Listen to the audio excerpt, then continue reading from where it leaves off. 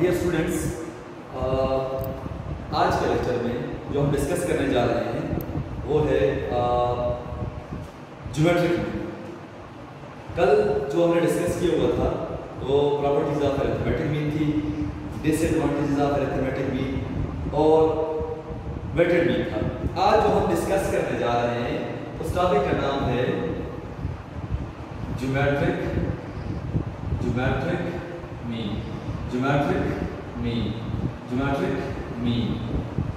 Geometric mean is represented by या denoted by, अगर हम इसको डिनोट करेंगे तो हम लिखेंगे G डॉट M। तो सबसे पहले हम ज्योमेट्रिक मीन को क्या करते हैं, डिफाइन करते हैं। इसकी डिफिनीशन क्या है, definition of geometric mean. The geometric mean is defined as the nth root, the nth root of the product of n items,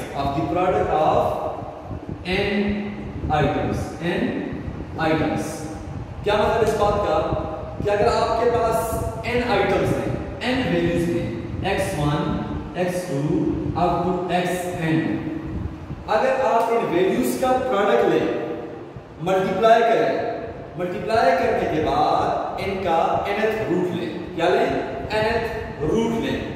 root लेने के बाद जो आपके पास बनेगा वो ज्योमेट्रिक मीन बनेगा। क्या बनेगा? ज्योमेट्रिक मीन बनेगा। अब हम मजीद आगे जाते हैं कि अगर हमारे पास if we have two items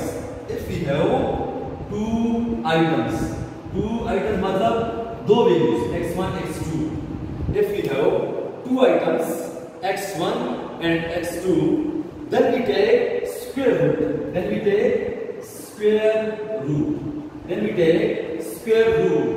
and if we have three items x1 x2 x3, then we take cube root. If we have two items, we take square root. If we have three items, we take cube root. If we have four items, then we take fourth root, and so on वगैरह। अब एक और बात note करते जाए कि जो geometric mean is never larger than arithmetic mean. मतलब क्या है इस बात का कि ज्योमेट्रिक मीन जो है वो अरिथमेटिक मीन से कभी भी बड़ा नहीं हो सकता। हाँ, बात ये हो सकता है कि जो ज्योमेट्रिक मीन है ये बराबर हो अरिथमेटिक मीन के, लेकिन कभी भी अरिथमेटिक मीन ज्योमेट्रिक मीन से स्मॉलर नहीं होगा, यानी कि अरिथमेटिक मीन ज्योमेट्रिक मीन से लार्जर होगा। एक और बात नोट कीजिएगा, जो बड़ी इंपॉर्टेंट बात है, नोट कीजिएगा, इंपॉर्टेंट है। वो क्या है कि अगर हमारे पास जो सीरीज है या हमारे पास जो डेटा सेट है उसके अंदर जो वैल्यूज है, वो वैल्यूज उन वैल्यूज के अंदर अगर हमारे पास जीरो हो या नेगेटिव वैल्यूज हो, जीरो हो या नेगेटिव वैल्यू, किसके अंदर? सीरीज के अंदर या डेटा सेट के अंदर, तो हम ज्योमेट्रिक मीन को यूज नहीं कर सकते। क्यों? अगर हमारे पास जो सीरीज है या हमारे पास जो डेटा सेट है, अगर उस डेटा सेट के अंदर कुछ वैल्यूज जीरो हो या नेगेटिव हो तो आप ज्योमेट्रिक मीन को यूज नहीं कर सकते। ये तो हमारे पास डेफिनेशन हो गई किसकी? ज्योमेट्रिक मीन की। कि the geometric mean is defined as the nth root of the product of n items। अब हम इस चीज को मैथमेटिकली लिखते हैं, जो हमने डिफाइन किया इस डेफिनेशन को हम मैथमेटिकली लिखते हैं। मैथमेटिकली कैसे लिखेंगे कि geometric mean is equal to x1 multiplied by x2 multiplied by x3 up to multiplied by xn, nth root, n for population size, अगर स्मॉल n लेंगे तो फॉर सैंपल डेटा होगा, population data for capital N population data. इसको हम यूं भी लिख सकते हैं, geometric mean is equal to x1 multiply by x2 up to multiply by xn की पावर 1 बाय n।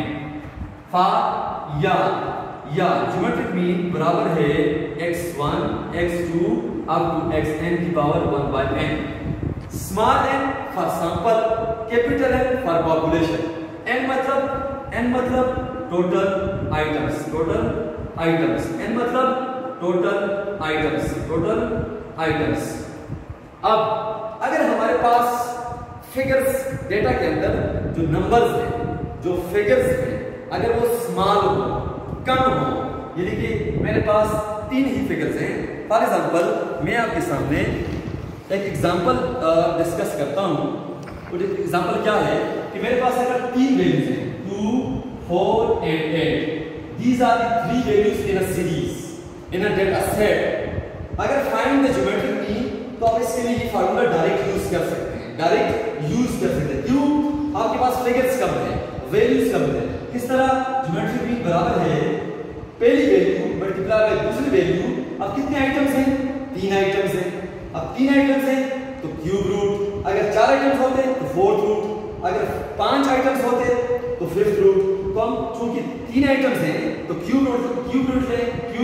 रूट लेंगे तो 2 मल्टीप्लाई बाय 4 मल्टीप्लाई बाय 8 की पावर 1 बाय 3।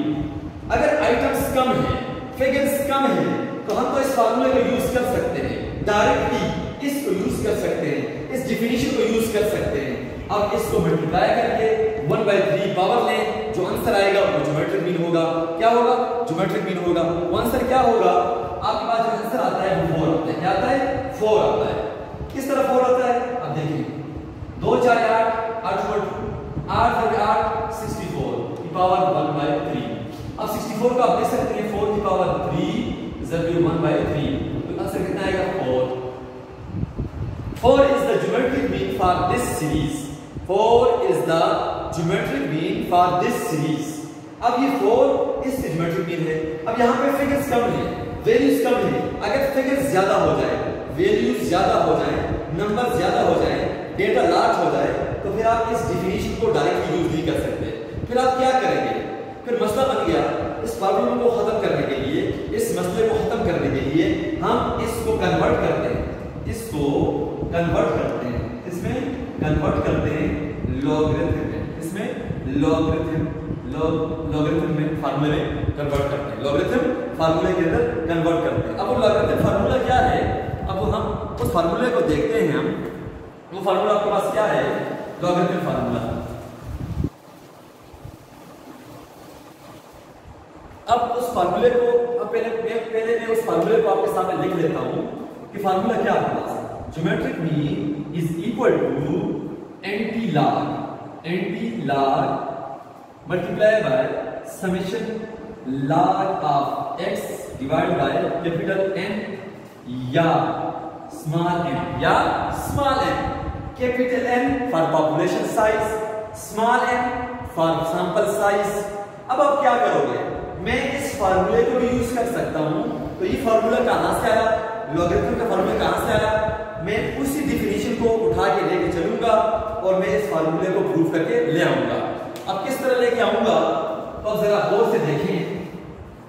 बाय डेफिनेशन हमारे पास जो डिफिनीशन के लिहाज से ज्योमेट्रिक मीन किसके बराबर है? x1 x2 up to xn की पावर 1 बाय n। अब आप क्या करोगे? Taking anti log, taking log on both sides, दोनों तरफ आप क्या लें? लॉग लें। और लॉग ले लिया, log of geometric mean and log of x1 x2 अब n की power 1 by n। Take log on both sides, दोनों तरफ लॉग ले लिया। अब लॉग ज्योमेट्रिक मीन बराबर है। अब यहाँ पे लॉग की प्रॉपर्टी यूज होगी। लॉग की प्रॉपर्टी क्या है कि जो चीज पावर में होती है वो लॉग के पीछे आ जाती है। तो ये 1 बाय n पीछे आ जाएगी, तो तो आप लिखेंगे log x1 x2 up to xn।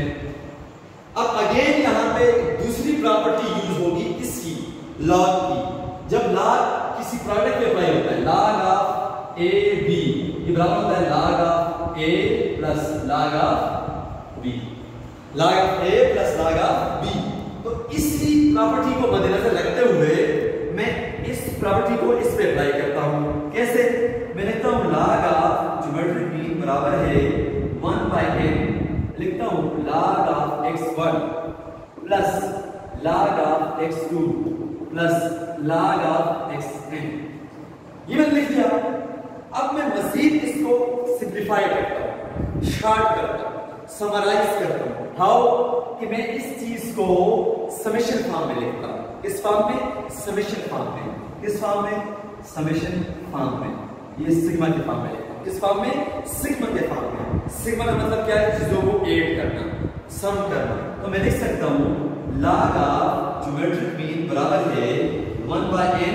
इसको मैं लिख सकता हूं, यानी कि इस चीज को मैं हाईलाइट कर दूं कि मैं इस चीज को मैं लिख सकता हूं। क्या लिख सकता हूं? Summation I goes to n log of xi, log of xi ये लिख सकता हूं।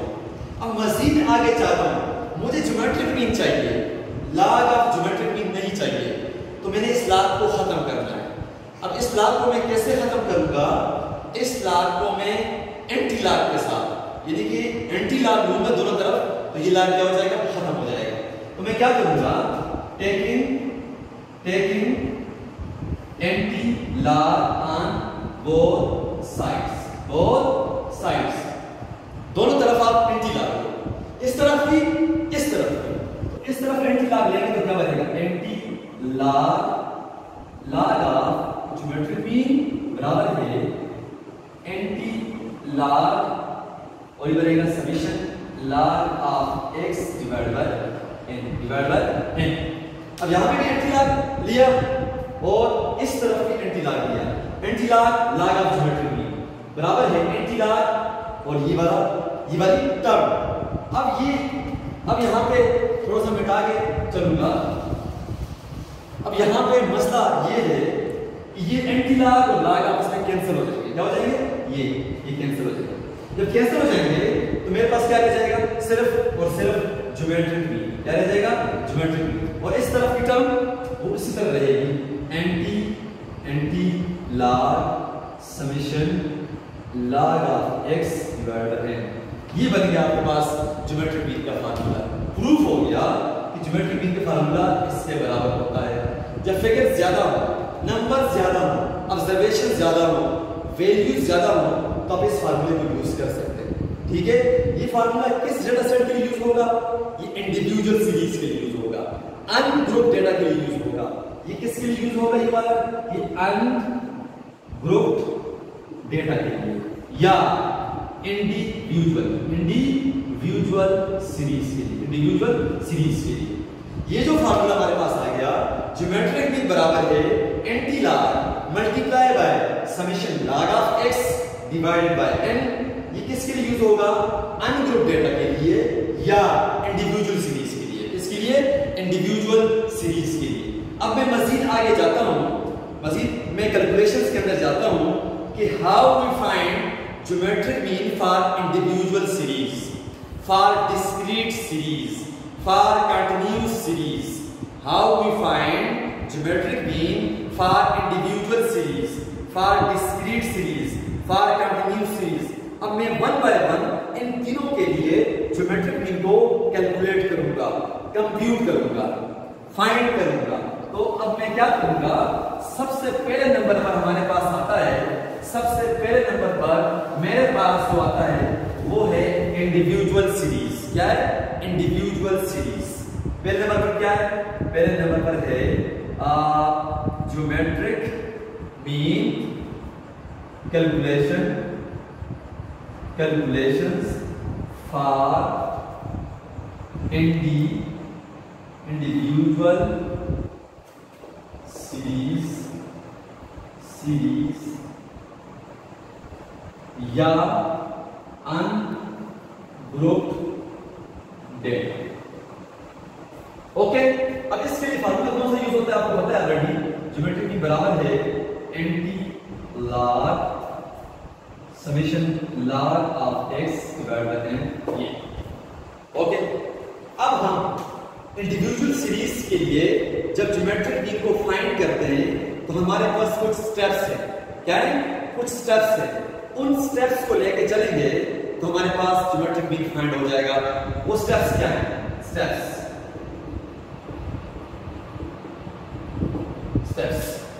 जो पहला स्टेप है, फॉर्मूलों को देख के स्टेप्स बनाए।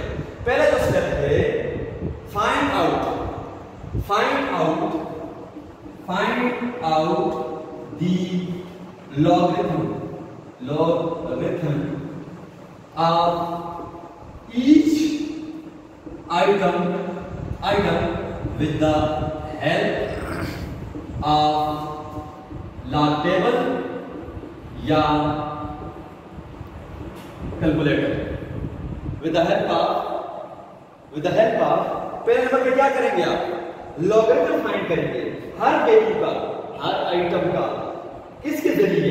लॉग टेबल के जरिए या कैलकुलेटर के जरिए। जब आप फाइंड कर चुके हैं तो उसको क्या लिखेंगे आप लिखेंगे log of x। क्या लिखेंगे? log of x।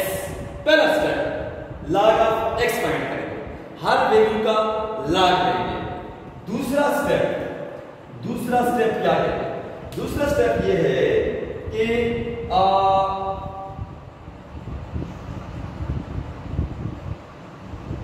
फाइंड या add up all the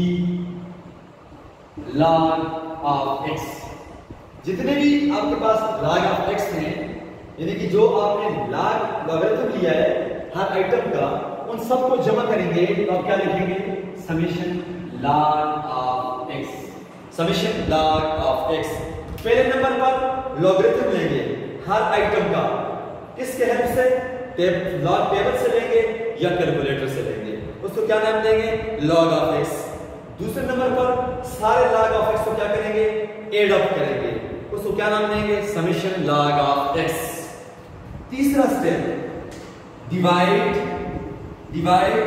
the summation log of x by number of items, that is n या कैपिटल N। तीसरा स्टेप क्या होगा? तीसरा स्टेप ये होगा कि आपने ये जो समेशन log of x आया है आपके पास स्टेप नंबर 2 में समेशन log of x आया है, इसको डिवाइड करेंगे नंबर ऑफ आइटम्स पर, या स्मॉल n या capital N। Small n for sample size, capital N for population size. तो अब क्या लिखेंगे आप? इसको लिखेंगे summation log of x divide bye n। अच्छा, चौथा स्टेप क्या करेंगे? चौथे स्टेप क्या आप क्या करेंगे? Take anti log of step number 3। Take anti log of step number 3। We get geometric mean. अब फिर मैं रिपीट करता चलूं। पहला स्टेप के अंदर आपने हर आइटम का लॉगरिथम लेना है, टेबल की हेल्प से या कैलकुलेटर की हेल्प से। दूसरे नंबर पर आपने जितने भी log लिए हैं वैल्यूज का, उनको एड अप करें। उसको क्या लिखेंगे? Summation log of x। तीसरे स्टेप के अंदर आपने समेशन log of x को डिवाइड करना है तादाद पर, आइटम्स के तादाद पर। वो या n होगा या कैपिटल N होगा। अच्छा, लास्ट स्टेप के अंदर क्या करेंगे? आपने एंटी लॉग लेना है। क्या लेना है? एंटी लॉग लेना है। किसका? स्टेप नंबर 3 का। जब स्टेप नंबर 3 का आप एंटी लॉग लेंगे तो ज्योमेट्रिक मीन आ जाएगा। क्या आ जाएगा? ज्योमेट्रिक मीन आ जाएगा। अब हम इस चीज को एग्जांपल के जरिए सॉल्व करते हैं। हल करते हैं। तो एग्जांपल के जरिए जब हम सॉल्व करेंगे तो आपको समझ आ जाएगी कि भाई इंडिविजुअल सीरीज को किस तरह आप फाइंड करते हैं। अब मेरे पास जो डेटा सेट है, हमारे पास जो डेटा सेट है, मेरे पास जो डेटा सेट है, डेटा सेट मेरे पास जो है वो है, हाँ, क्या है? Example, okay. एग्जाम्पल क्या है? Calculate the geometric mean for the following data. Calculate the geometric mean for the following data. आपके पास मंदरजा झेल डेटा है, दिया हुआ है, क्या है? 50, 72, 54, 92 and 93. These are the 5 values. Number 1, number 2, number 3, number 4, number 5. These are the 5 values. Total number of items कितने हैं? तादाद कितनी है? यहाँ पे 5। कितनी है? 5। ये आपके पास वेरिएबल है। क्या है? वेरिएबल है। इस वेरिएबल के अंदर कितनी वैल्यूज है बेटा? 5 वैल्यूज है। 5 वैल्यूज हैं, उनका आपने ज्योमेट्रिक मीन फाइंड करना है। तो उन स्टेप्स को फॉलो करें, आप फॉलो करें। सबसे पहला काम आपने क्या करना है? आपने डेटा पे गौर करना है। डेटा किस किस्म का है? अब डेटा आपके पास इंडिविजुअल डेटा है, अनग्रुप डेटा है, तो आपने फार्मूला भी वही यूज करना है जो इसके लिए यूज होगा। तो हम सॉल्यूशन लिखते हैं। क्या लिखते हैं? सॉल्यूशन क्या लिखते हैं? ज्योमेट्रिक मीन बराबर है, सबसे पहले formula anti log summation log of x divide bye n। ये आपके पास फार्मूला है। अब आपने क्या करना है? इस फार्मूले को देख के काम करना है, उन स्टेप्स को फॉलो करना है। अब फार्मूले के अंदर आपको पहले नंबर पर क्या चाहिए? log of x। दूसरे नंबर पर समेशन, उसका सम। तीसरे नंबर पर उसको डिवाइड करना, फिर उसका एंटी लॉग लेना और आखिर में ज्योमेट्रिक मीन आ जाएगा। इसको हम एक टेबल के जरिए करते हैं। किसके जरिए करते हैं? एक टेबल के जरिए करते हैं। टेबल के जरिए किस तरह करेंगे? हम वो टेबल क्या लेंगे? आप सामने टेबल क्या होगा आपके पास? हम टेबल में लेंगे x। क्या लेंगे? x। ये टेबल है आपके पास। अब टेबल के अंदर आप वैल्यूज लिखिए 50, 72, 54, 92, 93। ये आपके पास ये आपके पास वेरिएबल आ गया। अब इस वेरिएबल का क्या लेना है? log लेना है। क्या लेना है? log। यहाँ पे कॉलम बनाए, उसका नाम रखिए log of x। log of x। अब log of x का मतलब क्या है? कि log हर वैल्यू जो x की वैल्यूज हैं उनका आपने log लेना है। ये आइटम्स हैं आपके पास, तो क्या लिखना है आपने लिखना है log of 50, log of 72, log of 54, log of 92, log of 93। Her value का log। अब कैलकुलेटर के जरिए या log टेबल के जरिए आप हर वैल्यू का log निकालेंगे। जब log निकालेंगे तो पहली वैल्यू का log है 1.6990, 1.6990। दूसरी वैल्यू का log है 1.8573, 1.8573। तीसरी वैल्यू का log है 1.7324, 1.7324। चौथी वैल्यू का log है 1.9138, 1.9138। और पांचवी वैल्यू का log है 1.9685, 1.9685। These are the logs, these are the logs। फिर वापस फार्मूले की तरफ आए। log of x आपके पास आ चुका है, ये जो log of x है ये आ चुका है आपके पास। अब इस log of x से क्या चाहिए? सम चाहिए। क्या चाहिए? सम चाहिए। और जब सम करेंगे तो यहां देखिए आप समेशन log of x बराबर है, इन सारी वैल्यूज को आप जमा करेंगे। क्या करेंगे? जमा करेंगे तो आपके पास आता है 9.1710, 9.1710। अब ये आपके पास ये वैल्यू आपके पास आ चुकी है, n आपके पास 5 है। अब आप क्या करेंगे? इसकी जगह पे ये पुट करेंगे और n की जगह पे 1 2 3 4 5 पुट करेंगे। तो आप देखिए ज्योमेट्रिक मीन बराबर है एंटी लॉग और समेशन log ऑफ x कितना है?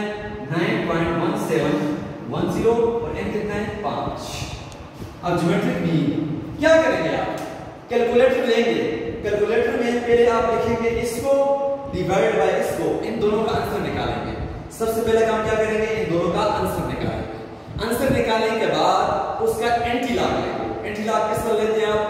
कैलकुलेटर के जरिए शिफ्ट लॉग, शिफ्ट का बटन प्रेस करेंगे और साथ में लॉग का बटन प्रेस करेंगे। पहले शिफ्ट फिर लॉग, वो एंटी लॉग बन जाएगा। पहले इसको डिवाइड करें फिर एंटी लॉग में।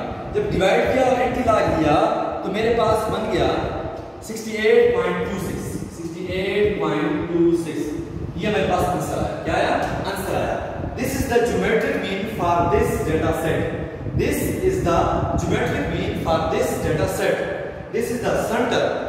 भैया ये है आपके पास geometric mean for this data set. याद रखें कि ये पहले डिवाइड करेंगे, डिवाइड करने के बाद जो आपके पास आंसर आता है उस आंसर का क्या लेंगे? Anti log. कैसे लेंगे? शिफ्ट लॉग इसका आंसर, शिफ्ट लॉग इसका आंसर। जब इक्वल को प्रेस करेंगे तो आपके पास ये आएगा।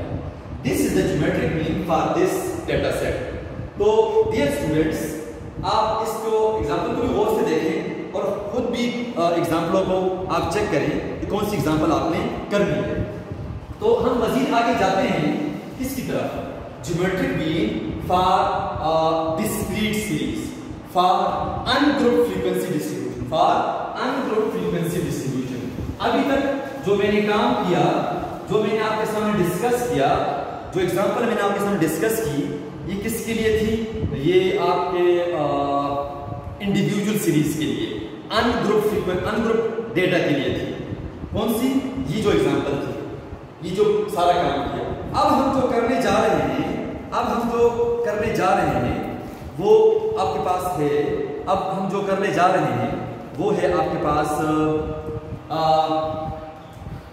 Geometric mean for discrete series. Geometric mean for discrete series,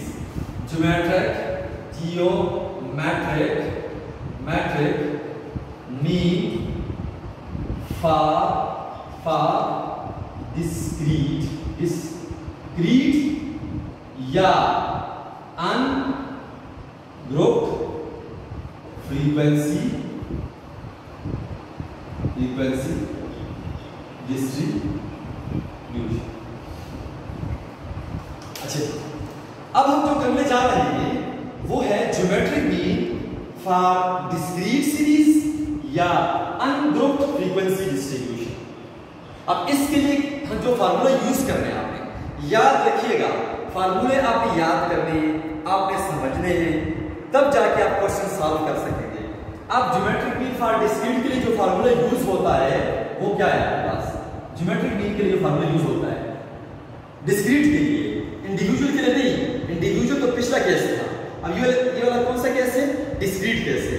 तो इसके अंदर क्या होगा भाई? एंटी लॉग अपनी जगह, एंटी लॉग अपनी जगह, ब्रैकेट अपनी जगह, और यहां पे जो था आपका समेशन अपनी जगह, ये log ऑफ x अपनी जगह। सिर्फ और सिर्फ आपने क्या करना है? log ऑफ x को आपने ज़रब देना है किसके साथ? फ्रीक्वेंसी के साथ। किसके साथ? फ्रीक्वेंसी के साथ। और डिवाइड करना है किस पे? टोटल फ्रीक्वेंसी पे। किस पे? टोटल फ्रीक्वेंसी पे, जो बराबर होता है n या कैपिटल n, n या कैपिटल n। अब चीज वही है, थोड़ा सा यहाँ पे फ्रीक्वेंसी आ गई, उस फ्रीक्वेंसी को आपने मल्टीप्लाई किया log ऑफ x के साथ, टोटल फ्रीक्वेंसी पे डिवाइड किया। टोटल फ्रीक्वेंसी का मतलब क्या है? Total number of observations, total number of values, total number of items, उसको आप डिनोट करते हैं n के साथ या कैपिटल N के साथ। स्मॉल n मतलब सैंपल का डेटा और कैपिटल N मतलब पॉपुलेशन का डेटा। अब हम स्टेप्स देखते हैं। इसको, इस ज्योमेट्रिक मीन को इस डिस्क्रीट के जरिए फाइंड करने के लिए स्टेप्स फॉलो करते हैं, स्टेप्स अपनाते हैं। उन स्टेप्स को यूज करके हम ज्योमेट्रिक मीन को फाइंड कर सकते हैं। वो स्टेप्स क्या हैं? वो स्टेप्स देखिए आप। उसके अंदर जो पहले नंबर पर है, पहले नंबर पर क्या है? पहले नंबर पर आपने हर आइटम का फाइंड आउट करना है लॉगरिथम। उसी तरह find out the logarithm of each item with the help of calculator या टेबल, लॉग टेबल। ओके, उसी तरह log of x को अपने पहले नंबर पर फाइंड करना है। Find out the logarithm of each item with the help of calculator या टेबल। दूसरा फिर इसको क्या लिखेंगे आप? इसको लिखेंगे आप log of x। Discrete data किस किस्म का होता है? x and f। ये आपका डिस्क्रीट डेटा होता है। ये आपका डिस्क्रीट डेटा होता है, x1 x2 f1 f2। इस किस्म का डेटा डिस्क्रीट कहती है। पिछला लेक्चर हो चुका है लेकिन मैंने वैसे आपको समझाने के लिए लिख लिया है। अच्छा, इसको आपने क्या लिखा? log of x।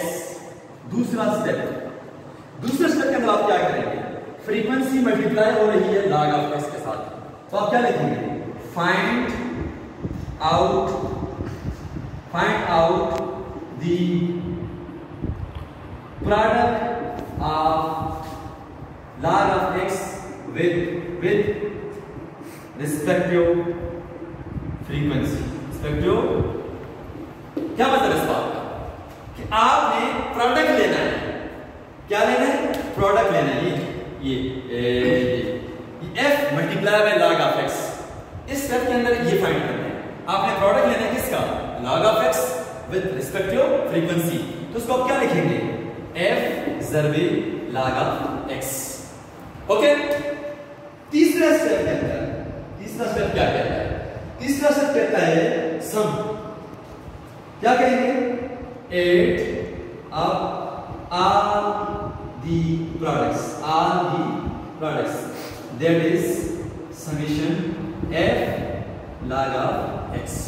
ओके, तीसरे स्टेप के अंदर आपने समेशन लेना है, इसका सम लेना है। पहले स्टेप के अंदर लॉगरिथम, फिर मल्टीप्लिकेशन, फिर सम। जब सम ले लिया तो ये आपके पास आया। अब चौथे स्टेप के अंदर क्या होगा कि ये जो सम आपके पास आया, divide the summation f log of x by total frequency क्या होगी? Summation f। यानी कि आपने इस summation f log of x को डिवाइड करना है समेशन f पर। समेशन f का मतलब क्या है? n या कैपिटल n। बात हुई है। Total number of items, total number of observations, total number of values divide करने के बाद आपके पास जो लास्ट स्टेप है, वो लास्ट स्टेप क्या है आपके पास? पांचवा स्टेप आपके पास क्या है? वो जो पांचवा स्टेप है वो आपके पास क्या है? अब जो पांचवा स्टेप क्या है?